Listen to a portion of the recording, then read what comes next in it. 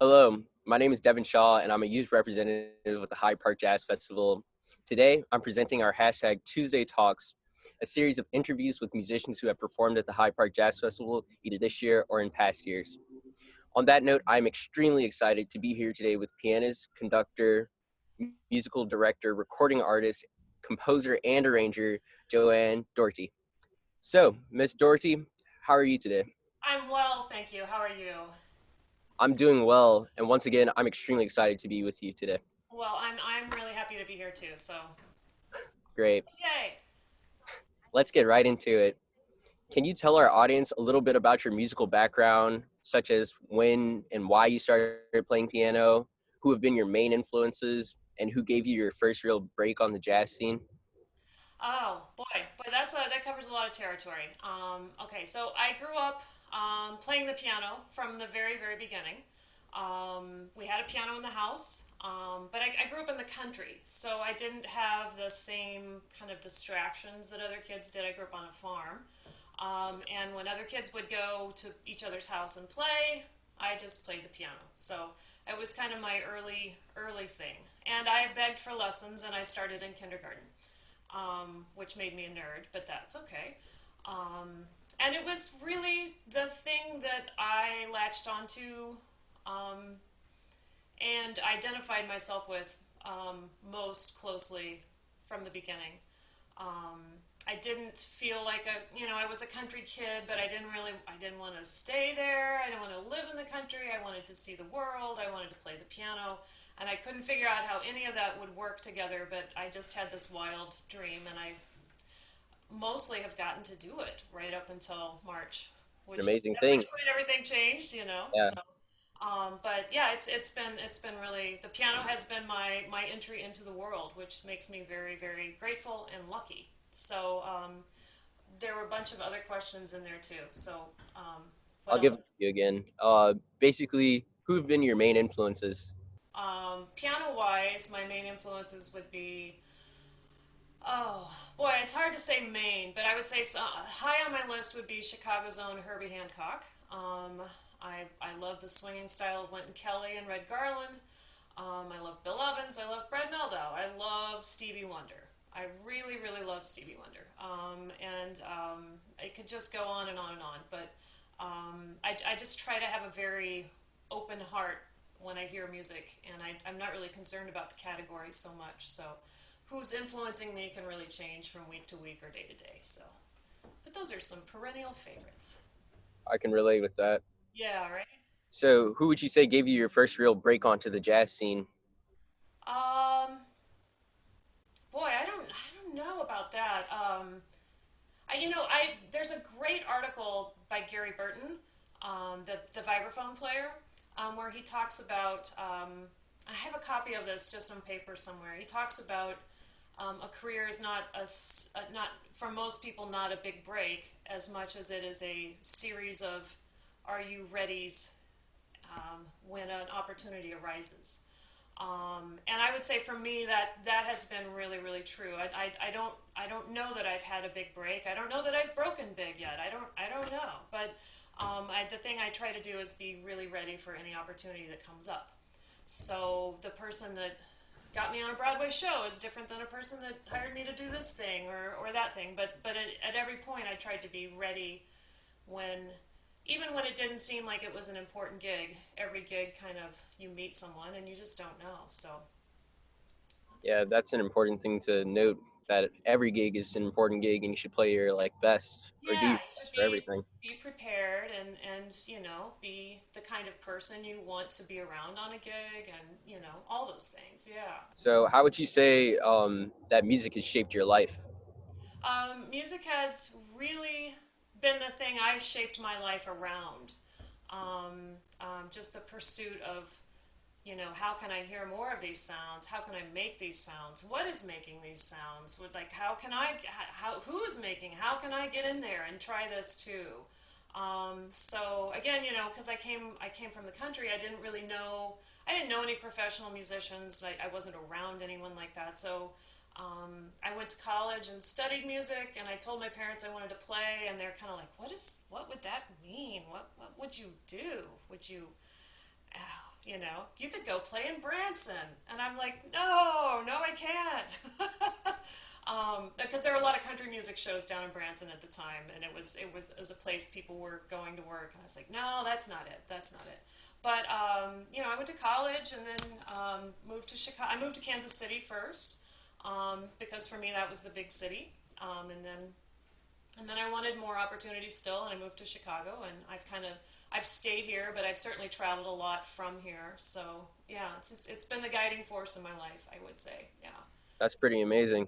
Um, so would you say like these things really drove you to continue to pursue music? Yeah, yeah, all of these things. I guess I did. I went to a jazz camp when I was a kid.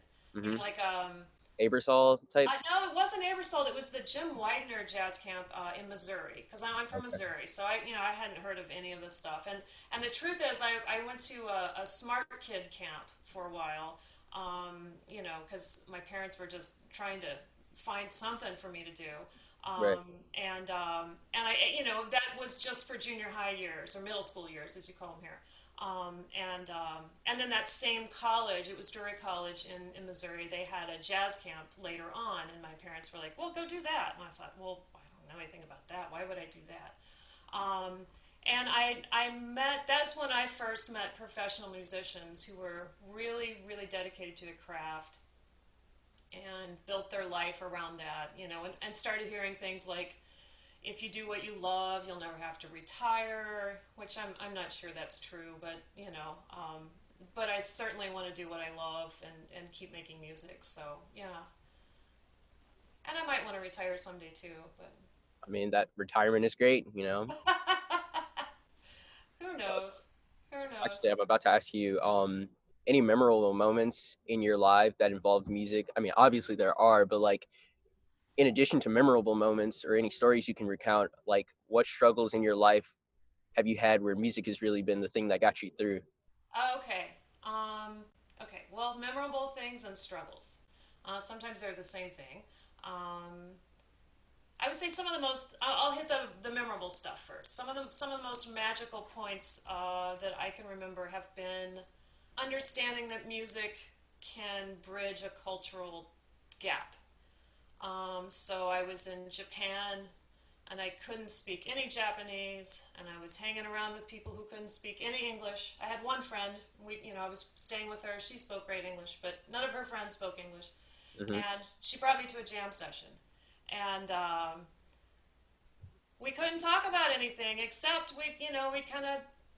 Charlie Parker, yeah, Charlie Parker, Wayne Shorter, and then we could find songs we knew together, and Yeah. and all of a sudden we could communicate in a way, um, and and just to see that all over the world, not just with jazz, but any kind of music anywhere, that people are communicating through music. I've been to Africa and just had some experiences there that you know rocked the interior of my brain and my heart both, in terms of music. And then I would say too, I got to play with Victor Goines at the Havana Jazz Festival this past January, and Uh, that rearranged my heart and soul and brain too. mhm.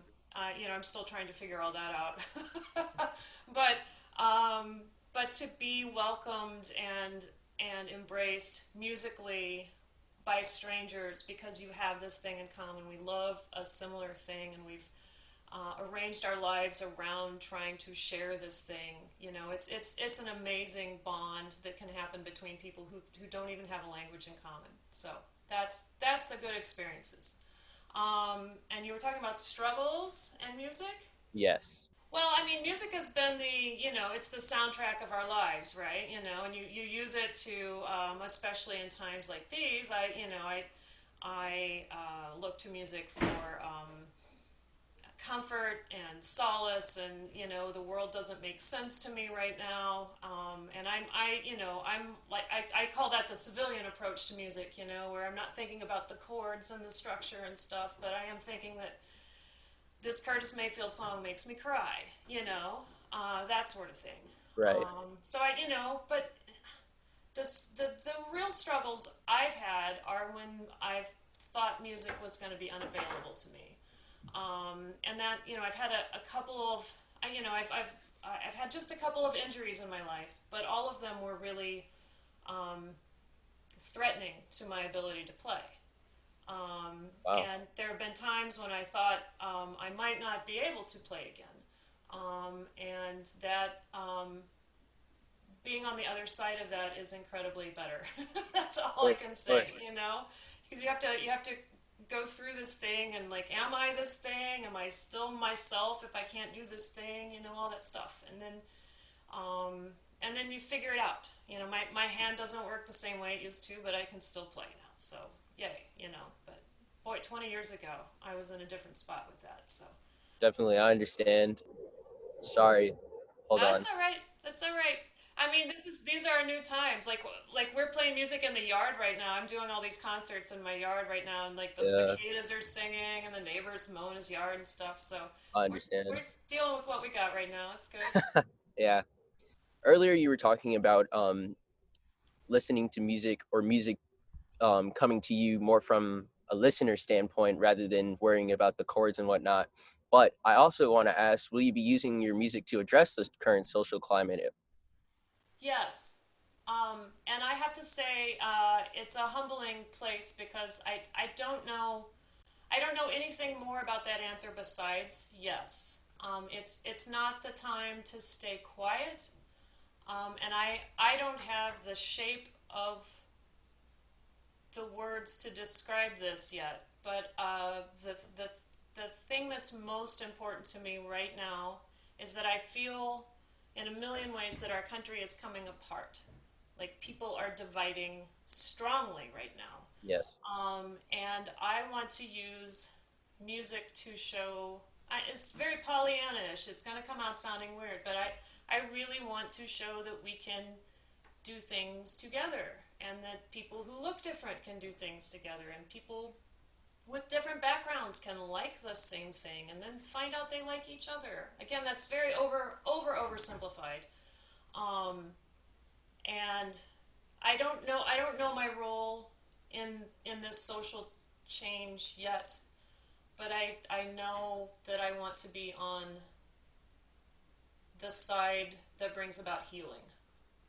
of course, as do we all, I would say. Well, I mean, I'm afraid hopefully, we all don't, I but mean, I don't know. I would say, and that was coming from a place as a jazz musician, that most Yeah, jazz musicians would want to yeah, I say most recognize, musicians, yeah, or right? musicians. Yeah, we're all looking for. I mean, musicians who play together are looking for ways to come together, right? Of But course, as you were even saying, you were in Japan trying to communicate with these people and, bridging just over the music. yeah, And we yeah, could really just like use our music to show other people that you can bridge that way and in any way. yeah, So like, yeah. And yeah, again, I know that's extra simplified, but you know, maybe I'm just simple, and that's okay too. I don't know, but I definitely plan to continue learning how I can be a force for good. amazing. Um, so to wrap this up, do you have any upcoming projects or shows the audience and I should know about? Let's see. I am playing at the Jazz Showcase this Thursday and Friday. I think that's the 17th and 18th. This is my first indoor thing in these brave new times. But I hear they're doing everything right there, so we decided to give it a try. We were invited by Thaddeus Tukes on vibraphone, so my trio is going to join Thaddeus on Thursday and Friday this week.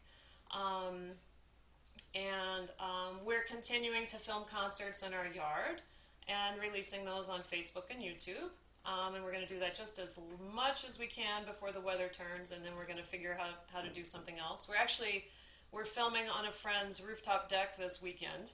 Um, Oh and wow. I'm not quite sure when we're going to release that, but it's a concert with Greg Ward on saxophone, so we're really excited. Ooh, Yeah, I yeah, know, right? Lucky me.